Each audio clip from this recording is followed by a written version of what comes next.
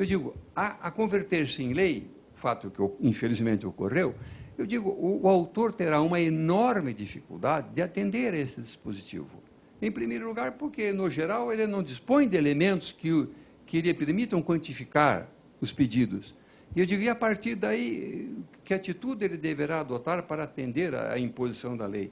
Ele vai ingressar com uma ação de exibição cautelar de documentos, que ainda existe no Código atual, a respeito da toda a lambança, me permita a palavra chula, que fizeram no capítulo das cautelares, que converteram em tutelas provisórias, que nem provisórias são em alguns casos, fizeram uma miscelânea terrível no CPC.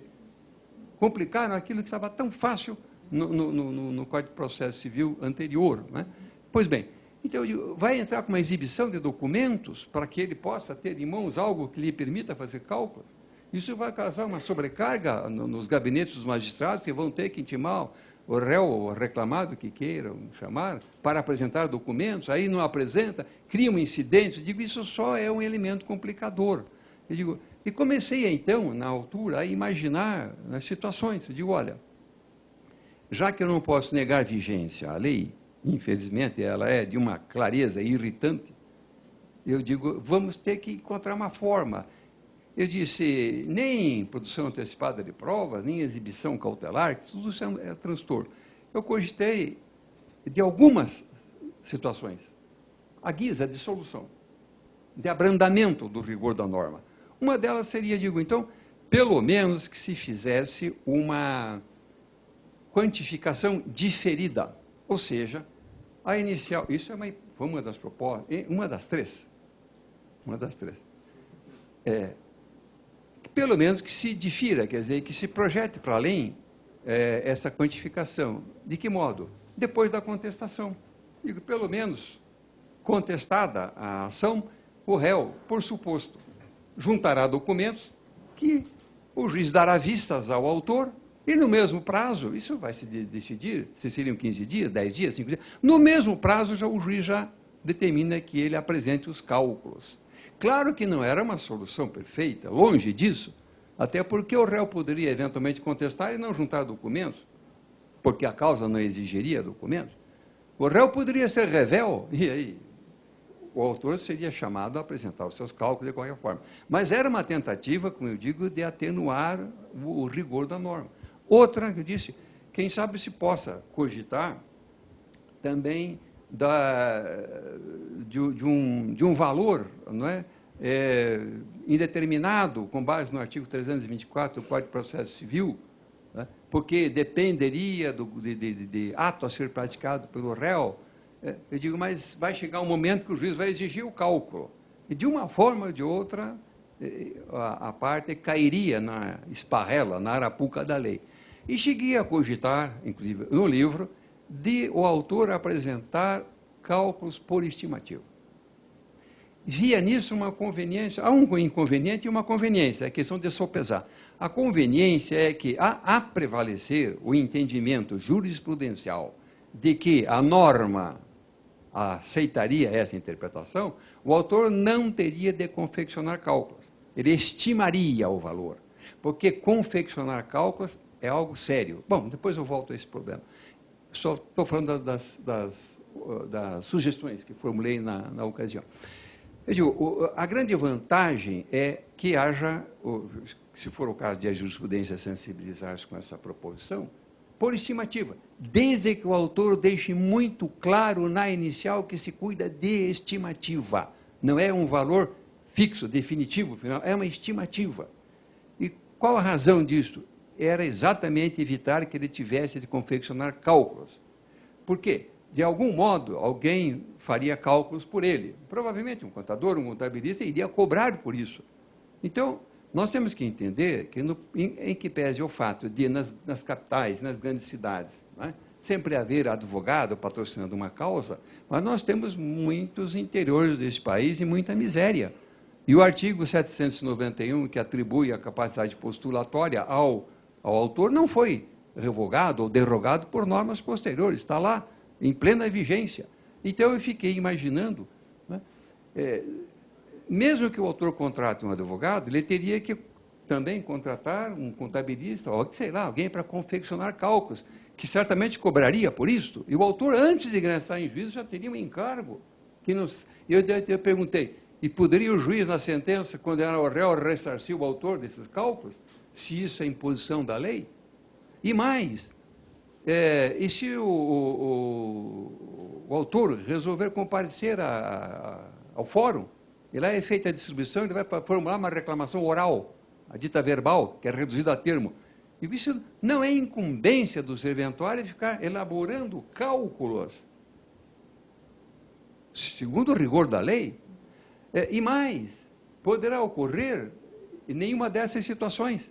Ou seja, nem a parte constitui advogado e nem vai pessoalmente. Mas ela quer elaborar a sua petição inicial, porque isso ainda lhe faculta, o artigo 791. Mas como ela, insciente de normas jurídicas, iria poder exercer esse seu direito constitucional de ação, se ela teria que elaborar cálculos, talvez nem saiba que teria de fazer isso, e se eu soubesse, teria que arcar com o encargo. O fato é que isso, acho que dá a medida da minha irritação com esta imposição, porque nem o próprio Código de Processo Civil, por tradição mais formalista, né, atreveu-se a exigir que lá, nas iniciais ajuizadas sob a sua influência, houvesse a definição dos valores já na inicial. Mas o legislador trabalhista não levou em conta. Eu disse, então subimos um grau a mais em relação ao processo civil na escala de formalidade. Isso virou quase um formalismo. A formalidade é algo razoável para uma segurança jurídica, mas o formalismo é uma deturpação, é uma anomalia. Bom, mas seja o que for, legem habemus, diriam os romanos. Temos lei, que é o caso do artigo 843, parágrafo 1º. E nós tínhamos que encontrar a solução. Hoje, eu estou mais propenso a aceitar, levando em conta as 3 proposições minhas, a formulação de estimativa. O risco da estimativa é que o juiz pode entender que ela é vinculativa do pedido. Eu estimo as horas extras em 50 mil, de modo que se a prova apontar no final que poderiam ser 70 ou 80, seria problema meu. Mas eu creio que isso possa ser contornado, já que se cuida aqui de encontrar uma solução de homogeneização de entendimento, então vai o meu contributo pessoal, se é que é uma contribuição.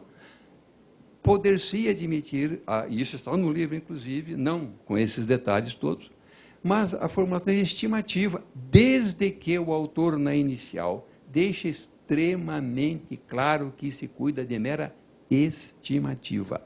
Isso não significa o valor final da postulação. E por que eu disse estimativa? Isso tem que ficar bem claro. Porque se ele não tomar esse cuidado, e, digamos, formular um pedido, sem que eu mencione a que título, 50 mil reais, estimativa. Se ele não ressalvar que se cuida de estimativa, o juiz pode entender que esse é o valor final do pedido, e talvez a instrução, ou a prova, enfim, em geral, mostrasse que esse autor teria direito, não a 50, mas a 70 ou 80 mil. Esse advogado terá problema com o seu cliente, que poderá acioná-lo civilmente por perdas e danos. O senhor postulou menos do que deveria. Então, insisto em dizer, ainda entre todas as modalidades possíveis de contorno da lei, a menos desgastante para a parte é a formulação de uma estimativa, pedidos por estimativa, com a expressa ressalva de que isso é meramente uma projeção do valor que deverá ser apurado em liquidação. Mas a ressalva é fundamental, sob pena de ser uma esparrela, uma arapuca, para o próprio advogado que formula. Fora disso, que outras soluções haverá? Não, dificilmente.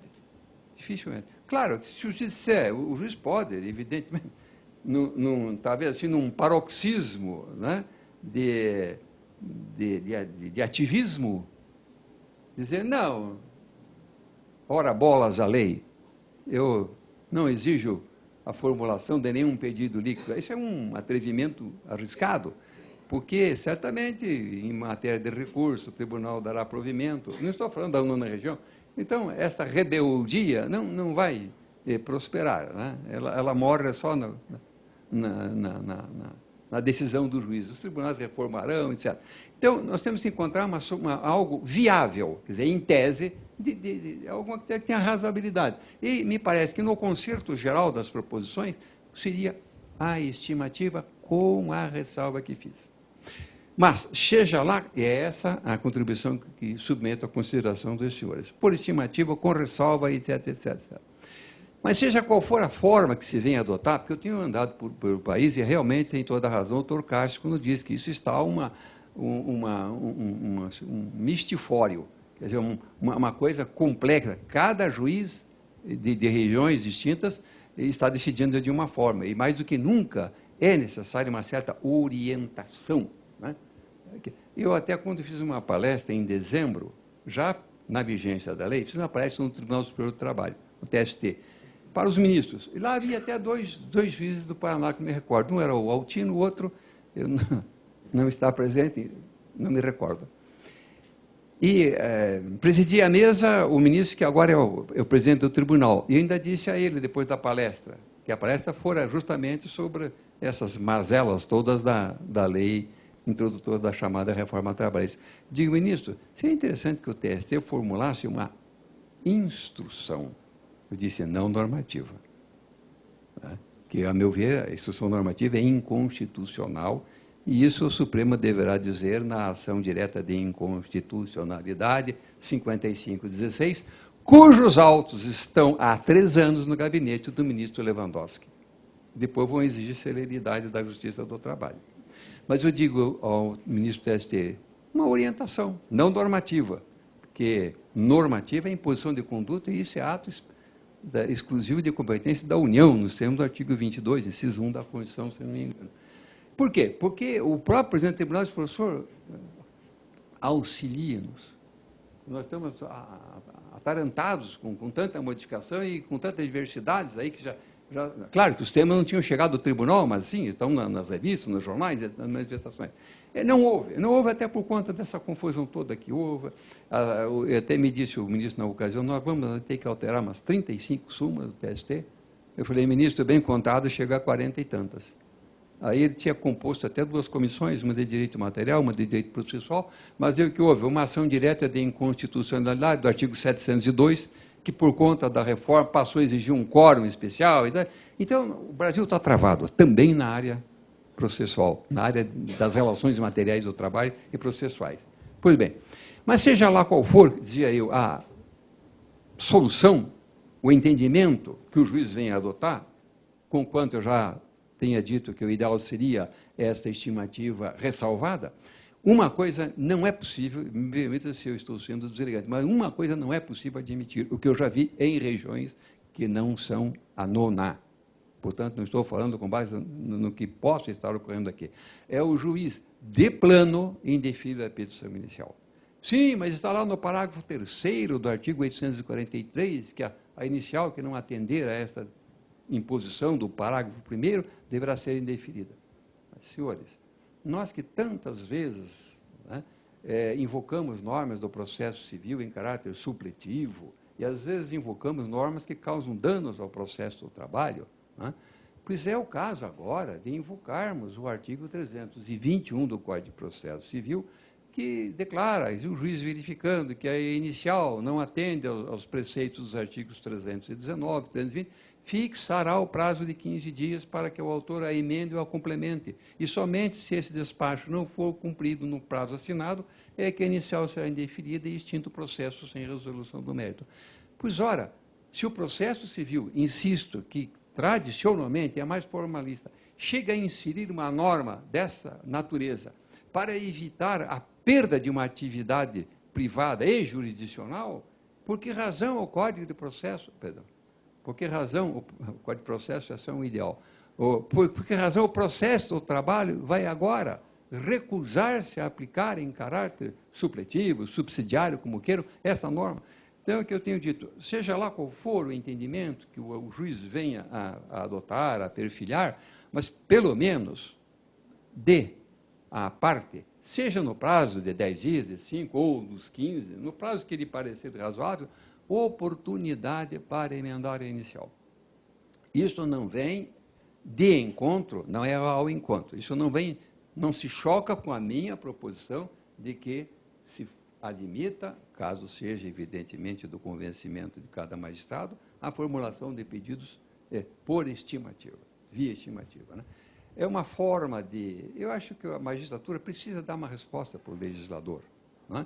E não ser lá mera bouche de loi, a boca da lei, como antigamente se dizia. O juiz tem que ter. Eu aconselho os senhores um dia a lerem uma obra de Victor Hugo, chamada O Último Dia de um Condenado à Morte, para vocês entenderem o que é sensibilidade. O que é alguém condenado à morte receber um padre no presídio, né, imaginando que o padre iria confortá-lo, porque ele estava condenado à morte, e o padre, cansado de assistir pessoas que iam morrer, entra friamente, não se dirige ao coitado, ao condenado, fala algumas palavras em latim que ele não entende, volta-se, anota no caderninho, mais um consolo e sai. A partir desse momento, Victor Hugo coloca na boca da sua personagem um relato extraordinário do que é a pessoa imaginar que, pelo menos, seria abraçada pelo padre, que poderia até acompanhá-lo em meio à turba sedenta de sangue até o momento, diz Victor Hugo, em que a cabeça do condenado estivesse de um lado e o corpo de outro. É preciso entender o que é sensibilidade. Aliás, o vocábulo sentença, que tanto proferem os senhores, vem do latim sententia, que é de sentire, de ter sentimento. Então, o juiz não pode ser um monólito, né? Ele tem sentimentos. E não sentimentos no sentido de que ele se propenda para uma esquerda ou para a direita, politicamente falando, ou coisa assim. Ele é imparcial, mas ele não é um ser mecânico, não é? É um ser humano. E ele pode e deve, em momentos como esse, em nome desse sentimento, dar uma interpretação de justiça. De justiça, que é diferente de lei, não é? De justiça. E eu sempre me caracterizei por essas intenções. Às vezes há um preço a se pagar por isso, mas vale a pena.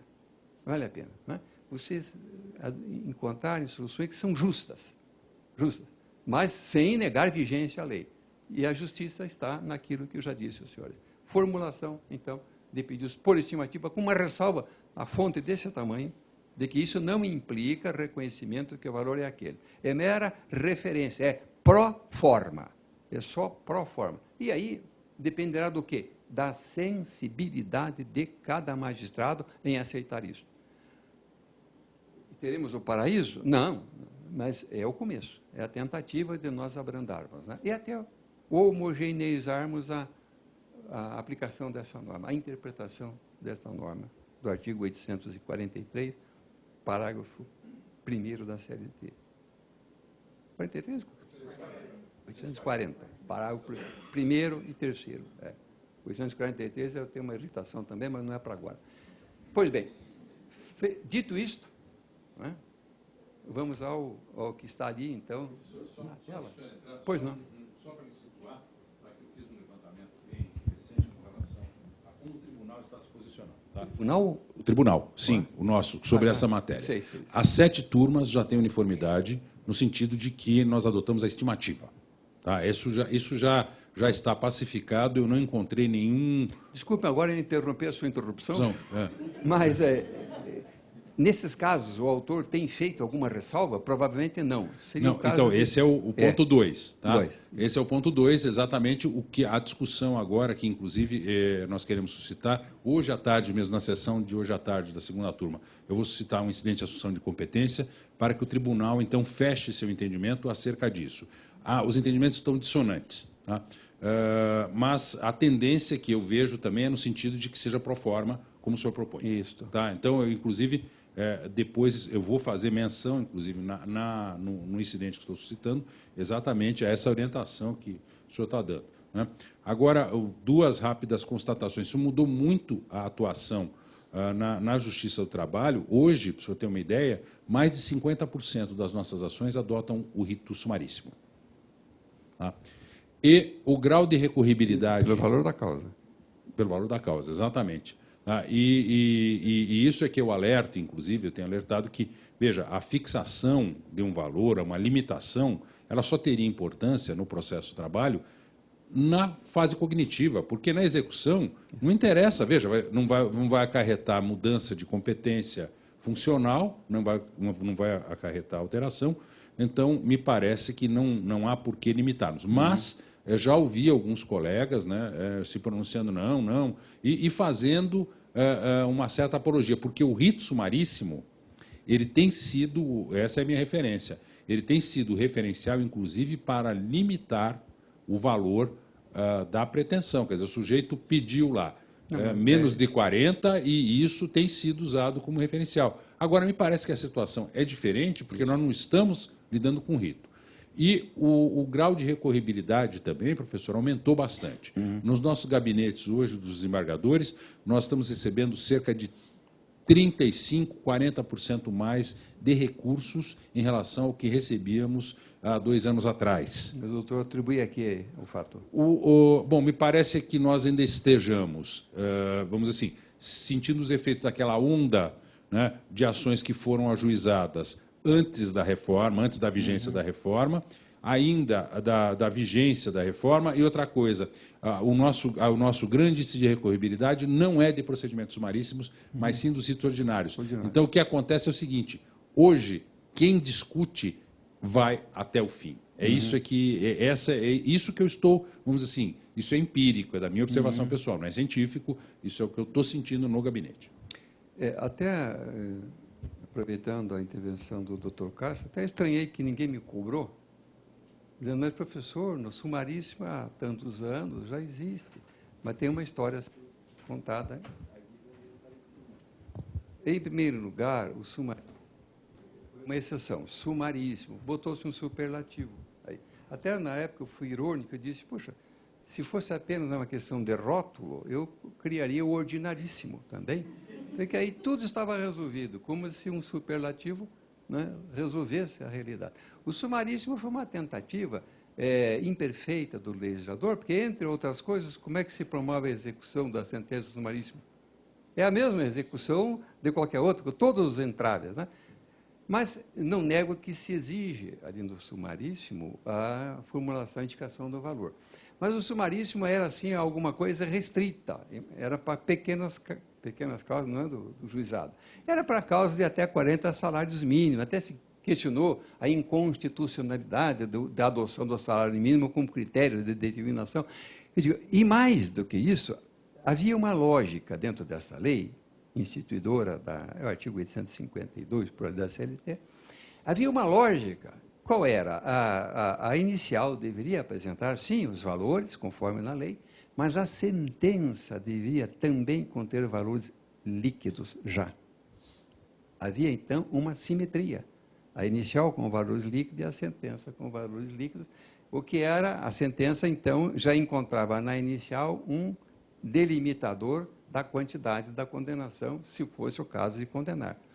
Mas acontece que esse projeto de lei vai ser vetado pelo presidente da República, acho que era Fernando Henrique Cardoso, ao argumento de que o juiz não teria tempo, não teria vagares para elaborar cálculos em audiência, pressupondo-se que as sentenças todas seriam feitas em audiência. E, com base neste argumento, o presidente veta o parágrafo que exigia sentença líquida, já de plano, e esse veto não é rejeitado pelo Congresso Nacional. Mas o veto quebrou a harmonia do sistema, porque ficou a exigência de que a inicial, no procedimento sumaríssimo, contenha já a indicação dos valores, dos pedidos, mas a sentença, não há necessidade de que a sentença seja líquida. Obviamente que ela está limitada à quantidade do pedido, mas já não vai-se para aquele procedimento intermédio que é a da chamada liquidação. Então, aí havia ainda uma lógica, ainda que eu tivesse uma certa restrição ou higieniza ao sumaríssimo, porque nós esperávamos uma reforma. O que veio foi quase um tiro de festim. A reforma consistiu num sumaríssimo. Mas, mesmo admitindo-se, então, a vigência da lei, que não possa ser negada, o sumaríssimo teve a sua lógica quebrada, com o veto presidencial, a exigência de que a sentença também fosse líquida. Mas agora nós estamos falando não do sumaríssimo, do procedimento ordinário, né?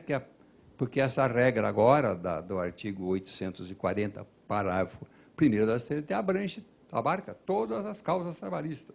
Né? E daí a preocupação